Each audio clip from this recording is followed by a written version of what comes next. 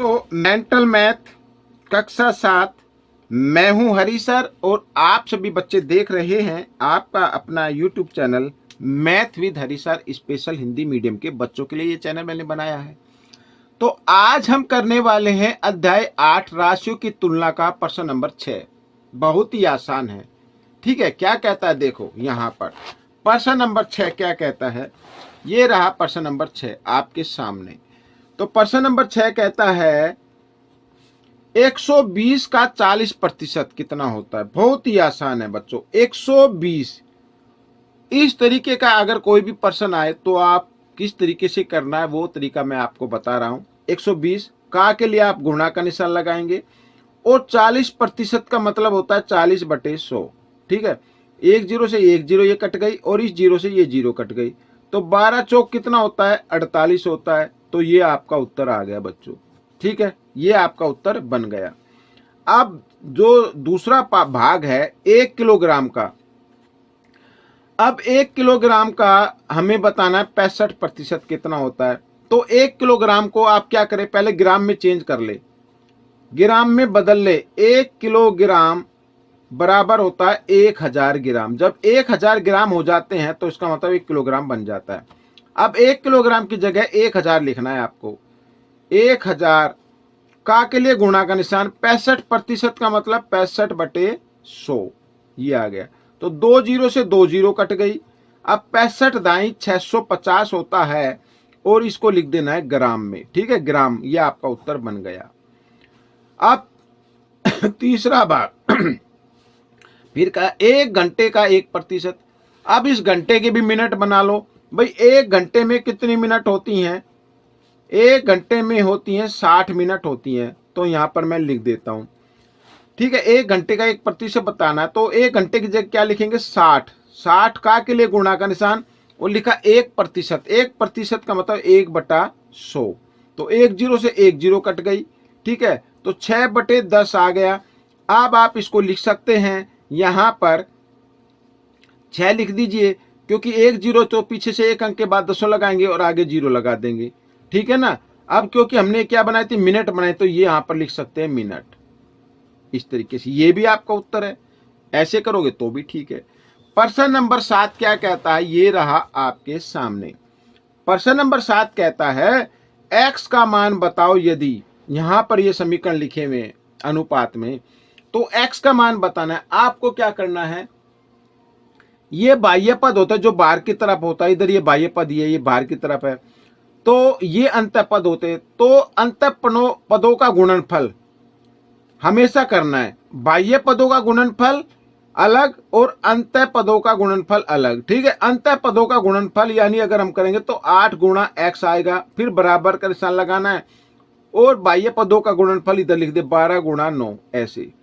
अब क्योंकि x के साथ 8 गुणा के रूप में आया हुआ है, तो आप क्या करेंगे, इस 8 को लेके आएंगे इधर दाईं तरफ, तो इधर आ जाएगा ये भाग के रूप में आ जाएगा ऐसे। 4 से आप काट दीजिए, 4 दूनी 8, 4 तिये 12। अब 3 निम कितना हो गया 27 हो गया, 27/2। ठीक है, अब आप एक काम और कर सकते हैं, वो ये कि 27 को 2 से भाग कर दे तो x का मान आ जाए। ये भी आपका उत्तर है। अब जब 2 से भाग करेंगे तो 13.5 आ जाएगा बच्चों। कितना आ जाएगा 13.5 आ जाएगा।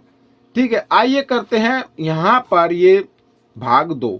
इसमें भी वही करना है। अंतः पदों का गुणनफल यानी 4 गुणा x बराबर बाह्य पदों का गुणनफल जो बाहर की तरफ है, तो 20 गुणा 35 ऐसे। ठीक है, तो यहां पर 4 गुणा के रूप में, इधर आकर ये भाग के रूप में आ जाएगा इस तरीके से। ठीक है, तो 4 से काट दे, 4 एकम 4, 4 पंजे 20। तो 35 को 5 से गुणा करना, 5 पंजे 25। ठीक है, हासिल कितना आया 2, 5 ये 15, 2 17। ये आ गया बच्चों 175 आ गया। कितना आ गया 175। अगर इसमें कोई भी नंबर मान लो जल्दबाजी में गलत लिखा गया तो आपको इसी तरीके से करना है। ठीक है ना। आइए करते हैं प्रश्न नंबर 8। प्रश्न नंबर 8 क्या कहता है, देखो जैसे जैसे लिखा वैसे वैसे हमें करना है। 50 लिख दिया, 50 का के लिए हमेशा गुणा का निशान लगाना है। 12% का मतलब होता है 12/100, ठीक है ना, ये जमा का निशान लगाओ। फिर 120 लिखो, का के लिए फिर गुणा का निशान। 5% का मतलब 5/100, इस तरीके से, ठीक है। 1 0 से 1 0 कट गई, यहां भी 1 0 से 1 0 काट दीजिए। 12 पंजे कितना होता है 60। भाई इसके नीचे कुछ है तो एक मान लो। अंश की गुणा अंश के साथ करनी है, हमेशा याद रखना। नीचे कितना आ गया 10 आ गया, जमा, और 12 पंजे फिर 60 हो गया, और नीचे कितना आ गया 10 आ गया। अब इनको कर देना जमा। याद रखना, जब कभी भी भिन्न को जमा या घटा करते हैं तो जो हर होते हैं ना उनको कभी जमा घटा नहीं करते हैं, उनके हर बराबर करते हैं। अब यहां तो पहले ही बराबर है तो इनमें से एक हर लेना है और अंश को कर देना जमा। 60 जमा 60, ठीक है। 60 और 60 कितना होता है 120 होता है, और बटे 10। अब 1 0 से 1 0 काट दीजिए, उत्तर आपका आ गया 12। यह आपका उत्तर बन गया। आइए करते हैं प्रश्न नंबर 9। ये रहा आपके सामने प्रश्न नंबर 9। क्या कहता है देखो, 1 से 25 तक की संख्याओं में 4 से विभाजित होने वाली संख्या का प्रतिशत बताओ। अभी 4 से वही संख्या भाग होगी जो 4 के पहाड़े में आएगी। 4 एकम 4, 4 दूनी 8, 4 तिये 12, 4 चौक 16, 4 पंजे 20, 4 छिक 24। 25 तक ही लेनी है, आगे 25 आएगा, 25 तो नहीं आता है, ठीक है। तो कुल संख्या कितनी है 25। 25 को हमेशा लिखना नीचे, और 4 से भाग होने वाली संख्या कितनी है 1 2 3 4 5 6, ये आ गया। और प्रतिशत में लिखना है तो गुणा 100% कर देना। मैंने कई बार आपको बताया है, किसी भी संख्या का प्रतिशत में लिखना हो उसको 100% से गुणा कर दीजिए। 25 से काटते, 25 से कम 25, 25 चौका 100, तो 6 चौक कितना हो गया 24, तो 24% आपका ये उत्तर बन गया, ठीक है। आइए करते हैं प्रश्न नंबर 10। ये रहा प्रश्न नंबर 10। अब जैसे प्रश्न नंबर 10 है, इस तरीके के प्रश्न काफी पूछे जाते हैं, काफी बच्चों के समझ कम आते हैं, लेकिन आप इस वीडियो को और इस खासकर इस प्रश्न को जरा ध्यान से देखो। देखो क्या कहता है, यदि 16 वस्तुओं का क्रय मूल्य 20 वस्तुओं के विक्रय मूल्य के बराबर हो तो हानि या लाभ प्रतिशत ज्ञात करो। एक तो आपको ये चीज याद रखनी है, इसमें कोई रुपए पैसे नहीं है, ठीक है ना। इस तरीके के प्रश्न कैसे हल करते हैं वो देखते हैं। तो सबसे पहले मान लो, माना एक वस्तु का क्रय मूल्य निकालेंगे। पहले एक वस्तु का क्रय मूल्य, एक वस्तु का क्रय मूल्य कितना हो गया 1 रुपया हो गया, यहां पर रुपये 1 कर देते हैं। एक वस्तु का क्रय मूल्य 1 रुपया। 16 वस्तु का क्रय मूल्य यहां पर लिख लो, 16 वस्तुओं का क्रय मूल्य कितना होगा 16 रुपये। भाई एक रुपए में आती है तो 16 कितने हैं 16 रुपए में आएंगी। और 20 वस्तुओं का क्रय मूल्य कितना होगा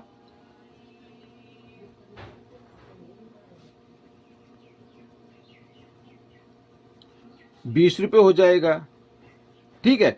अब यहां पर कहता है देखो 20 वस्तुओं का विक्रय मूल्य 16 वस्तुओं के क्रय मूल्य के बराबर है। अब 20 वस्तुओं का क्रय मूल्य कितना आ गया भाई 20 रुपये आ गया, और यहां पर लिखा है 20 वस्तुओं का, ठीक है, का विक्रय मूल्य, ये क्रय मूल्य है, विक्रय मूल्य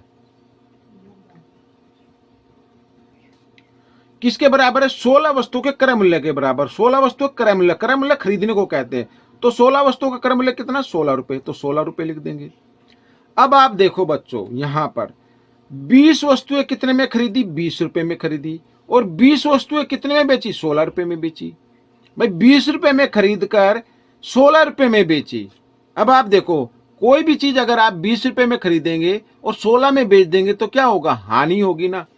तो क्या हो गया इसे हानि हो गई, कितनी हो गई हानि। तो 20 में से 16 घटा दो तो आ जाएगा 4 रुपए की हानि हो गई। अब इसको करना है हानि प्रतिशत में लिखना है, हानि प्रतिशत में लिखना, तो हानि आएगी हमेशा ऊपर, और इस जिसमें रुपए पैसे नहीं होते जिस पर्सन में, उसमें विक्रय मूल्य नीचे आता है भाई 20 आ जाएगा नीचे, और गुणा कर देना 100, ठीक है। याद रखना इस चीज को, अगर यहां पर रुपए पैसे का कोई सवाल होता तो नीचे क्या आता क्रय मूल्य आता। ये देखो यहाँ पर नीचे क्या आता, क्रय मूल्य आता। लेकिन क्योंकि इसमें कोई पैसे वैसे नहीं है, ये तो हमने माने हैं, ठीक है। यहाँ पर पर्सन में हम देख रहे हैं कोई रुपए नहीं है, कोई पैसे नहीं, तो नीचे क्या आएगा, विक्रय मूल्य आएगा। तो मैं यहाँ पर लिख देता हूं हानि बटे विक्रय मूल्य और गुणा 100। याद रखना, ये फॉर्मूला आपको लगाना है। लेकिन अगर किसी पर्सन में अगर यहाँ पर रुपए और पैसे का जिक्र आए, रुपए का जिक्र आए, तब उसमें यहाँ पर विक्रय मूल्य नहीं आएगा, वहां पर क्या आएगा, क्रय मूल्य आएगा, ठीक है, याद रखना। तो आइए काटते हैं, 20 से कम 20, 20 पंजे 100, 5 चौक 20, तो 20% की हानि हो गई बच्चों, 20% की क्या हो गई, हानि हो गई। यहां पर मैं लिख देता हूं, हानि हो गई 20% की। तो ये प्रश्न आपका हो गया है पूरा। आपको ये प्रश्न कैसा लगा मुझे जरूर बताएं, और इसमें से सीखकर दूसरे बच्चों को जरूर सिखाना है। अभ्यास प्रैक्टिस जरूर करना है ताकि आपकी अच्छी रैंक आए, अच्छे नंबर आए। मिलेंगे अगले भाग में, तब तक के लिए धन्यवाद।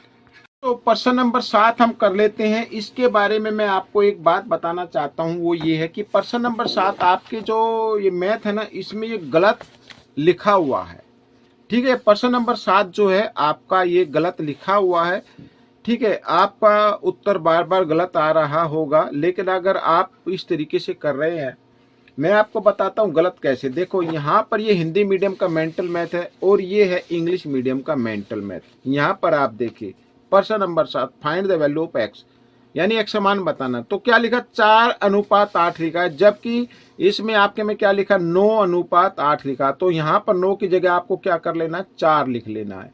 क्या लिख लेना, 4 लिखना है। फिर आगे लिखा है बच्चों यहाँ पर 20:x लिखा हुआ ना हिंदी मीडियम में, लेकिन यहाँ पर जो इंग्लिश मीडियम है उसमें क्या लिखा, 20:4 लिखा है। तो आप इसको काट कर क्या लिखेंगे, 4 यहाँ पर लिख लेंगे, ठीक है। और फिर लिखा 35:x, तो यहाँ पर ये इधर आकर इधर अनुपात आ जाएगा और यहाँ पर आ जाएगा x। इस तरीके से कर लेना है, ठीक है, ठीक कर लेना है, तभी आपका उत्तर ठीक आएगा। कई बार क्या होता है, मिस प्रिंट हो जाती है स्कूल वालों से, इसमें जो भी मैथ बनाते हैं उनसे। आइए करना शुरू करते हैं, ठीक है।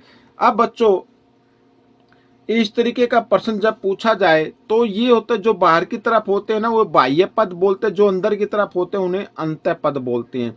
तो अंतः पदों का गुणनफल आपको करना है, अंतः पदों का गुणनफल करना है, यानी 8 गुणा x कर देना है, और साथ में बाह्य पदों का गुणनफल यानी 4 गुणा या 12 गुणा 4, इस तरीके से लिखते हैं। गुणा, भाई गुणा में तो आगे पीछे लिखो, कोई दिक्कत नहीं है, आंसर ही सेम ही आएगा, ठीक है। गुणा या जमा करते वक्त देखना है। तो बाह्य पदों का गुणनफल एक तरफ लिखना है, अंतः पदों का गुणनफल एक तरफ लिखना है, बीच में बराबर का निशान लगा देना है। अब क्या करना है, x का मान निकालना है। तो 12 गुणा 4, क्योंकि 8 इधर किस रूप में है, 8 इधर बच्चों है ये क्या, गुणा के रूप में x के साथ। जब इस x के साथ 8 को जब हम दाएं तरफ लेके आएंगे तो भाग के रूप में आ जाएगा। आइए काट देते, 4 एकम 4, 4 दूनी 8, 2 से 2 एकम 2, 2 छिक 12, तो आ गया x बराबर 6, ठीक है, इस तरीके से। अब यहां पर ये देखो, ये वाला 2 कर लेते हैं। तो वही करना है, बाह्य पदों का गुणनफल, यानी जिसके साथ x लिखा हुआ ना पहले उसको कर लीजिए। तो 20 गुणा x आ जाएगा, वो बराबर अंतः पदों का गुणनफल यानी 4 गुणा 35, ठीक है। अब x का मान निकालना है, तो 4 गुणा 35 और बटे में 20 इधर गुणा में दाएं तरफ आएगा तो भाग में आ जाएगा। तो 4 एकम 4, 4 पंजे 20, 5 से फिर 5 एकम 5, 5 सत्ते 35, तो आ गया बच्चों x बराबर 7। तो ये आपका उत्तर बन गया है, ठीक है। इस तरीके से प्रश्न आपका हल हो गया है। जो मैंने पहले हिंदी मीडियम का कराया वो गलत है, ठीक है, आप उसको देख लेना।